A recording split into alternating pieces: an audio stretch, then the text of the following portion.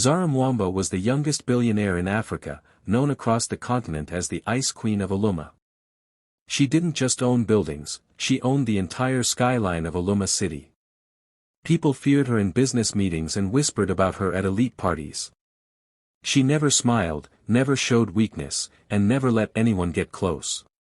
Her life was polished, perfect, and lonely. That all changed the day she crossed paths with a street photographer named Luca.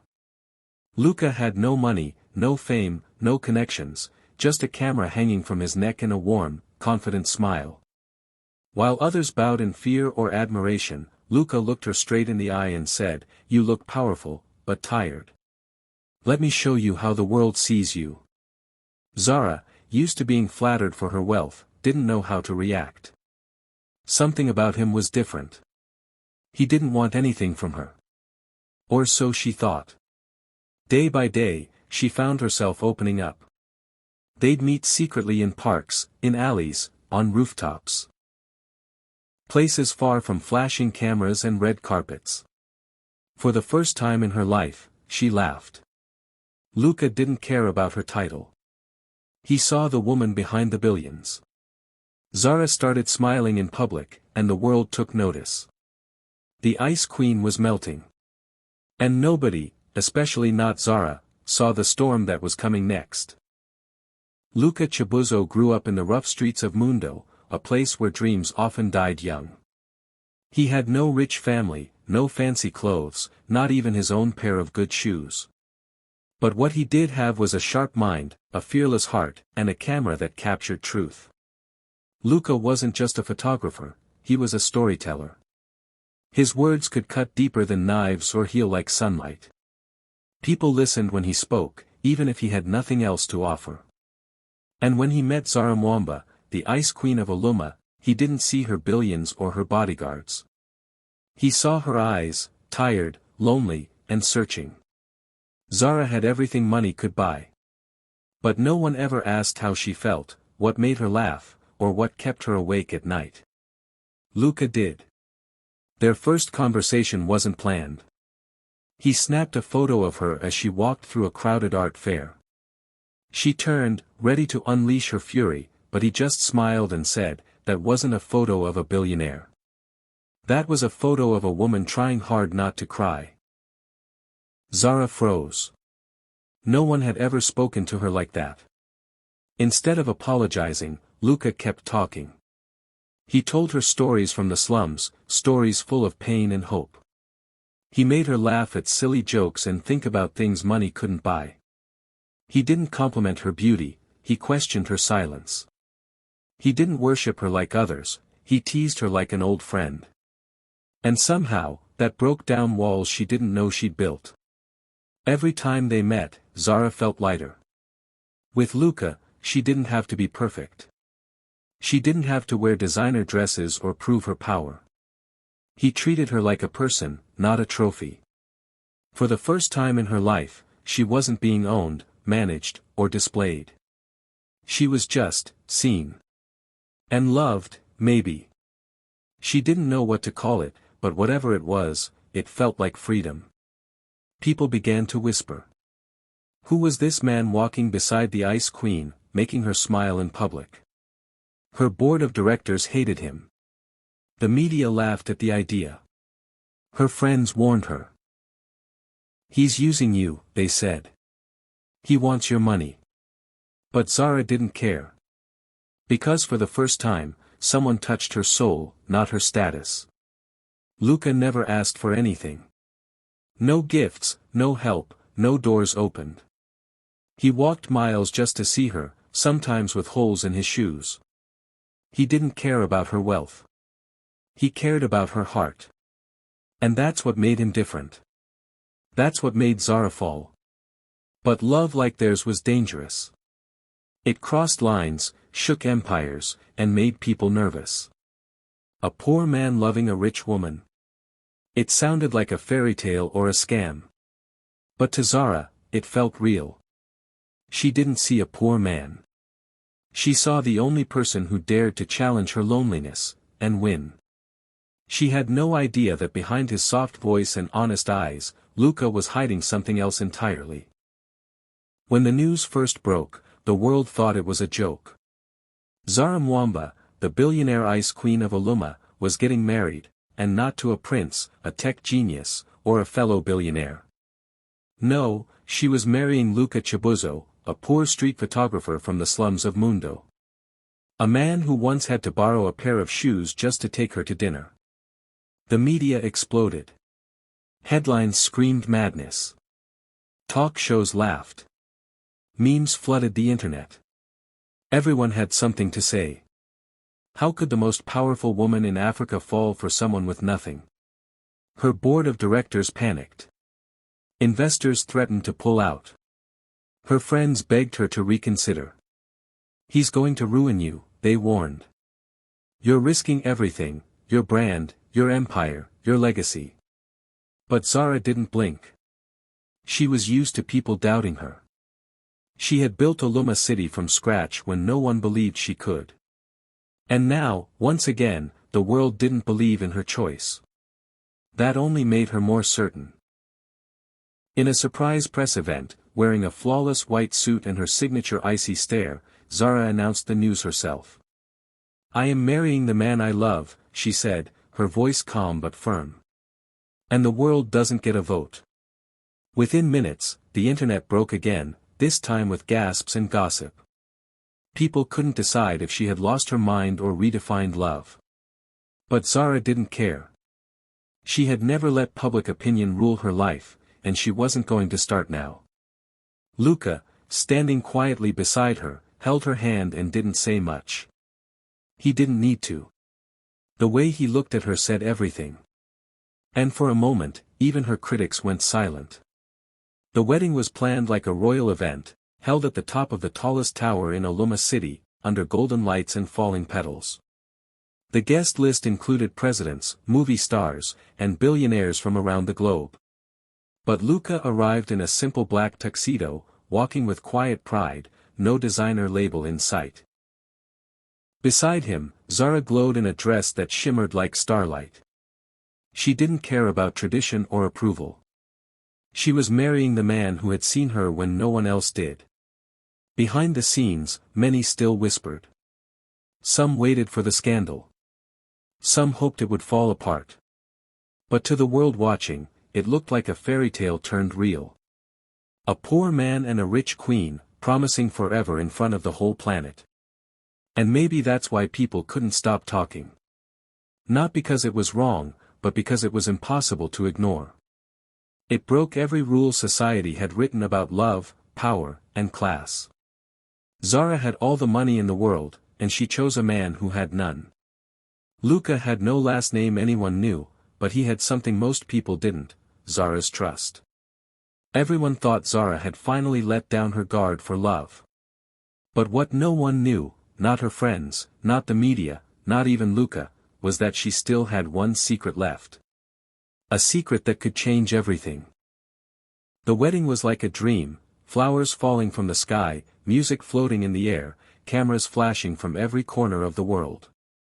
Zara and Luca had just promised forever in front of presidents, royals, and billionaires. The whole world had watched, some in awe, some in disbelief. But now, the lights were off. The guests had gone. The celebration was over. Inside their diamond-decorated hotel suite, everything was quiet except the soft sound of champagne bubbling in glasses. Zara stood by the window, still in her glowing wedding dress, looking out at the city she built. She felt tired, but happy. For the first time, she had allowed herself to believe in love. To trust someone completely. She turned to Luca, ready to say something sweet, something new. But before she could speak, he walked closer, and his voice dropped to a whisper. "Thank you for marrying me," he said, smiling. But there was something strange in his smile. Cold. Sharp. Then he slowly reached into his jacket and pulled out a folder. "Now I own half." Zara's heart stopped. "What do you mean?" Luca handed her the papers. "You signed them yourself." Hidden in the wedding contracts. A few signatures. Nothing big. Just enough to make me a 50% owner of everything you have. She grabbed the papers with shaking hands. Her eyes scanned the documents. It was her signature, her lawyer's stamp, but the words didn't feel real. Luca was still smiling, calm, cruel, and silent. Zara's world spun. The suite, once filled with love and light, now felt cold and dangerous. She backed away slowly, confused, breathless. You planned this? I had nothing, Luca said softly. Now I have everything. Her voice cracked. You lied to me. I showed you love, he replied. And you gave me your empire. Zara felt like she couldn't breathe. Her chest ached, not from heartbreak, but from betrayal so deep it felt like poison. Luca didn't look like the man she loved. He looked like a stranger in a familiar face. Everything they'd shared, the talks, the laughter, the kisses, it all felt fake now. Was any of it real? She didn't scream. She didn't cry. She just looked at him. And in that silence, something inside her changed. Luca thought he had won. He thought the Ice Queen was finally broken. But he didn't know Zara Mwamba. Not really. Not yet. Without a word, she turned, took off her heels, and walked out of the room barefoot. Her dress dragged behind her like a ghost of what could have been. As she stepped into the hallway, hotel staff stared. Whispers followed her. News would spread fast. Zara Mwamba, the billionaire bride, had just been scammed by the man she married. But Zara wasn't crying. Not even close. While the world was waiting to see her fall, she was already planning her rise. Luca had played his game. Now it was her turn. And the Ice Queen. She was about to show the world why no one ever crossed her. Zara walked out of the hotel suite barefoot, her wedding dress torn at the bottom, her hands shaking slightly. To everyone who saw her, she looked like a woman who had just lost everything. Her guards didn't stop her. Her assistant didn't speak. No one dared to. In just one night, the Ice Queen of Uluma had gone from untouchable to betrayed. The media got the story within hours. Zara Mwamba scammed by her own husband, the headlines screamed. Photos of her walking through the hotel barefoot went viral. People called it karma. Others said love made her blind. But no one knew what was really happening inside Zara's mind. Luca's team wasted no time. The moment she stepped out, they moved fast. His lawyers started making calls, sending documents, showing contracts, trying to take control of her real estate properties, her private jets, her fashion brand, even her staff. Some of her business partners panicked and pulled out. Investors grew nervous. The news was everywhere. Luca now owned half of everything she built. It looked like the end of Zara Mwamba. But while the world thought she was crying behind closed doors, Zara was sitting in silence, her mind working like a machine. She had trusted the wrong man, yes. But she had not lost her mind. She knew power. She knew people. She knew exactly what she had to do. She called her most loyal assistant, Nia, and spoke only 5 words, "Don't cry. We begin now."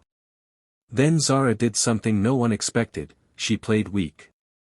She leaked a short clip of herself wiping away tears, whispering, "I should have known better." The world felt sorry for her. Sympathy replaced mockery. Her image shifted from cold and proud to heartbroken and human. It was all part of the plan. While Luca and his allies celebrated, thinking they had won, Zara and Nia were already building a case. Quietly, they started tracking every person connected to Luca. They followed the money, found hidden accounts, fake companies, and fake names. Every lie was a thread, and Zara pulled each one until the entire web began to fall apart. People who had joined Luca's scam started turning on each other. Some came to Zara in secret, offering information. Others were caught lying under pressure. Bit by bit, Zara collected everything: documents, emails, signatures, voice notes. And as each piece fell into place, her power returned. Zara Mwamba had been embarrassed, yes. Betrayed. Mocked. But broken? Never. While the world watched for her downfall, she was building her revenge quietly, like a storm no one sees coming. The Ice Queen was still here, smarter, colder, and more dangerous than ever. And the man who thought he had taken everything from her was about to learn what happens when you try to steal from a woman who built her own empire from nothing. Zara Mwamba knew how to win wars without lifting a finger. When Luka betrayed her, the world expected her to fall apart. And that's exactly what she let them think. She leaked a fake story to the press: whispers of depression, photos of her crying in the dark, a video where she sat quietly, staring out a window, looking lost. People believed it. Her enemies relaxed. Her haters laughed less. And Luka? He dropped his guard completely. He told his allies, "She's finished." He thought he had won. But while he was busy celebrating, Zara was busy setting a trap. A beautiful, shiny trap, lined with diamonds. Behind the scenes, Zara's loyal assistant Nia was working non-stop. Nia had been by her side for years. She knew every file, every deal, every locked drawer. Together, they traced every fraudulent move Luka had made. They found fake companies he had set up under different names. They found secret accounts where stolen money was hidden. They even found people inside Zara's empire. People she had trusted, who were quietly helping Luka from the shadows. Zara said nothing to anyone. She smiled in public. She stayed quiet online. But her legal team? They were working with one goal: take everything back. Zara had hired private investigators, cyber experts, and forensic accountants. Nothing Luka did could stay hidden for long. Piece by piece, her team built a wall of evidence: emails, phone calls, bank transfers, fake IDs, secret meetings. Nia connected every thread, and once they had enough, they started sharing everything with Interpol. Quietly. Carefully. Powerfully. Then came Zara's next move, one no one saw coming. She invited Luka to a glamorous charity gala. The world assumed she was forgiving him, or maybe taking him back. Rumors flew everywhere. People tuned in live, waiting to see what the Ice Queen would do. She arrived wearing a gold dress covered in diamonds, shining like she had never been hurt. Luka, cocky and confident, walked beside her like a king. Cameras flashed. Journalists cheered. It looked like love had won again. But Zara wasn't there for love. She was there to finish what Luka started. That night, while Luka smiled for selfies and toasted champagne, Zara gave a calm, graceful speech on strength and survival. People clapped. Luka kissed her hand. He had no idea what was coming next. The very next morning, he hosted a private party in the same hotel where they had been married. He laughed with guests. He held a drink in one hand and a cigar in the other. And then the doors burst open. Interpol agents stormed in. Armed. Ready. Luka stood frozen as they cuffed him in front of everyone. And then Zara walked in, flawless in gold, calm as ever. She looked him straight in the eyes. "You wanted half," she said quietly. "Now you'll get half, of a prison sentence." The cameras caught it all. And just like that, the man who thought he scammed a queen realized too late, she had been the one playing him from the very beginning. The hotel was filled with music, laughter, and the sound of clinking champagne glasses. The same grand hall where Zara and Luka had said, "I do," was now glowing with lights and packed with guests for a different kind of celebration. Luka had thrown a victory party, acting like he was the new king of the city. He wore a sharp black suit, smiled for cameras, toasted with investors, and soaked in the attention. Everyone around him treated him like a genius. The man who had married the richest woman in Africa and taken half of her empire. Luca believed he had won. He thought Zara was still crying in a dark room, too broken to fight back. He had no idea what was coming. The party was at its peak when the lights flickered slightly. Then, the grand doors swung open with force. A group of armed Interpol agents marched in, dressed in black and moving with precision. The music stopped. The room fell silent. People gasped. Glasses dropped. Every head turned toward the door. And then, behind the agents, came Zara Mwamba. She didn't rush. She didn't yell. She walked in slowly, dressed in a stunning gold gown that sparkled under the chandeliers. Her face was calm, her eyes sharp, and her presence stronger than ever. She looked like royalty returning to reclaim her throne. Luca froze. His smile vanished. "Zara," he said, almost in a whisper, as the agents moved toward him.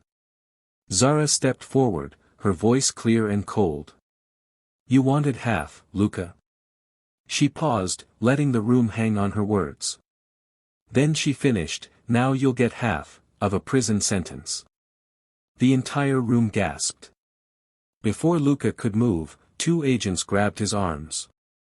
The metal sound of handcuffs echoed across the hall. He tried to resist, stuttering, confused, but it was too late. Everyone backed away. His guests, his so-called business partners, all watched silently as he was dragged through the crowd. No one helped him. No one defended him. Zara stood tall, watching him with the same quiet strength she had always carried. Luca looked at her with wide eyes full of panic, finally realizing the truth: she had never been broken. She had been preparing.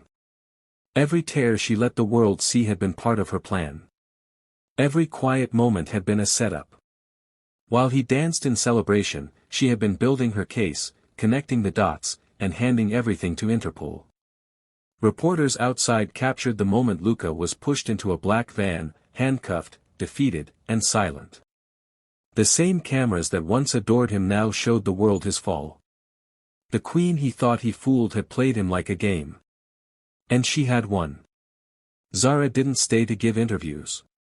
She simply turned and walked out, her gold dress flowing like fire behind her. She didn't need to say more. The world had seen enough. The Ice Queen was never weak. She was just waiting for the perfect time to remind everyone exactly who she was. The world waited to hear from Zara Mwamba. After the arrest of her husband, after all the headlines and rumors, everyone wanted to know what the Ice Queen would say. When she announced a press conference titled, "Thank you, Luca," people were confused. Some thought it was a joke. Others thought she had finally lost her mind. But when Zara walked onto that stage, wearing a flawless white suit and a calm, powerful smile, it was clear, she was in control, just like always. Flashing cameras lit up the room as she stood in front of the microphones. "Thank you, Luca," she began, her voice strong and clear, "for reminding me who I am." The crowd went silent. Zara didn't cry, didn't show anger. Instead, she turned her public betrayal into a billion-dollar moment. She spoke about power, trust, betrayal, and rebuilding. But more than that, she spoke like a woman who had taken the worst thing in her life and turned it into fuel. She announced a full rebrand of her company, launching new products, a global expansion, and a documentary series called Queen Without a Crown. The scandal that was supposed to destroy her had only made her stronger. Investors returned. Fans cheered. The media called it the greatest comeback of the decade. And just before walking off stage, Zara smiled, a real smile the world had never seen, and said, "Next time I fall in love, he'll be richer than me, or honest enough not to care." The room exploded with applause. The Ice Queen had spoken. And she didn't need a king to rule her world.